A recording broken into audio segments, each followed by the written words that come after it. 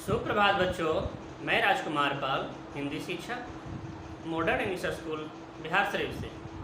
प्यारे बच्चों, आज हम आप लोगों को वर्ग चतुर्थ पाठ 4 जिसका शीर्षक है सबसे प्यारा मेरा घर। आज मैं इस पाठ को सबसे प्यारा मेरा घर पाठ का परिचय एवं सुश्रुत वाचन कराने जा रहा हूँ। अब इस वीडियो के माध्यम से आप इस पाठ को अच्छी तरह से सुने, समझें एवं इस कविता को भी अच्छी तरह से याद करने का प्रयास करेंगे। ठीक है बच्चों, तो आइए सबसे पहले आपको हम पाठ का परिचय कराता हूँ। यह पाठ का उद्देश्य क्या है, इस पाठ को में पढ़ने से क्या लाभ है, क्या शिक्षा मिलता है, उसके बारे में जानेंगे। कहता है इस पाठ में कि कविता के माध्यम से घर का वर्णन करते हुए उसे सबसे प्यारा बताया गया है। अपना जो घर होता है वो सबसे प्यारा होता है।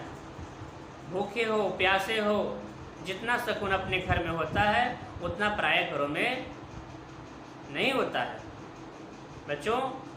और इस कविता का हमारा उद्देश्य है कविता का स्वसरगान और भावबोध करवाना, पारिवारिक प्रेम एवं अपनत्व भाव का विकास करना, यानी अपनापन का जो भाव है इस घरों में रहकर उसको व्यक्त कर रहा है इस कविता के माध्यम से। अब आइए इसके बारे में कविता का भाववाचन करते हैं। ठीक है बच्चों, ध्यान देंगे। कहता है सबसे प्यारा, सबसे न्यारा, सबसे सुंदर।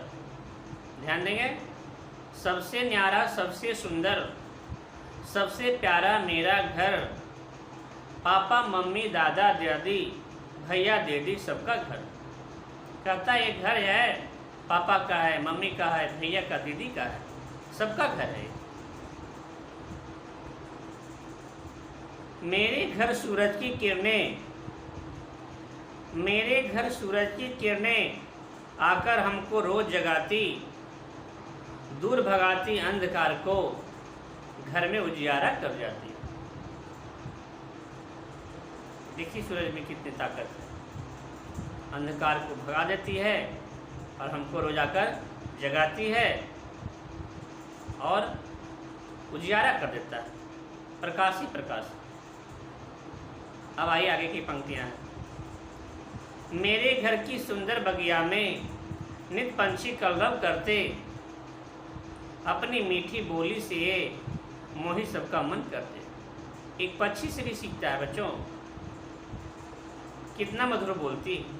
कहता है मेरे सुंदर जो बगिया है उसमें पक्षी नित कल कल कल कल करते हैं, अपनी मधुर आवाज़ निकालते हैं, चीची चीची चर्चा चर्चा करते रहते हैं।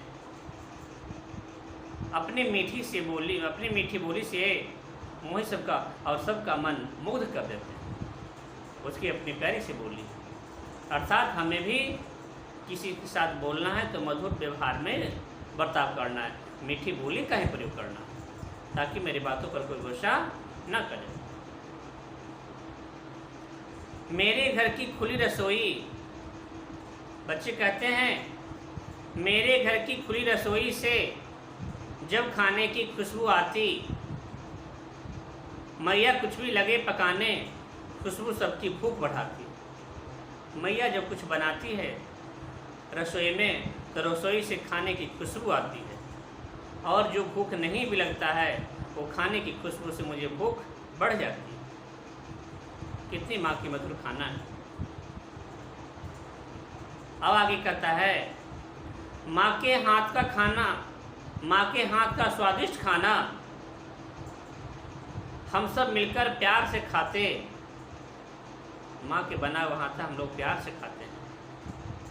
सुख दुख एक दूजे से कहते, करते दिन भर सबकी बातें। खाना एक साथ बैठ के खा रहे हैं, एक दूसरे से बात करते हैं और दिन भर की जो हैं बातें वो खाने के समय करते हैं। अपने अपने सुख दुख एक दूसरे को शेयर करते हैं। बातचीत करने से क्या होता है, मन में जो विकार है, बुराइयां हैं, वो समाप्त हो जाती है। प्यारे बच्चों, इसलिए हमें भी अपने भाव को एक दूसरे से सुख दुख में हाथ बटाना चाहिए, बोलना चाहिए, उससे हमारी जो मन की विकार है वो दूर होती। अब आइए मानवीय मूल्य क्या कहता है। घर ईंट दीवारों से नहीं, घर ईंट दीवारों से नहीं, अपितु उसमें रहने वाले परिजनों के आपसी प्रेम और सौहार्द से बनता है।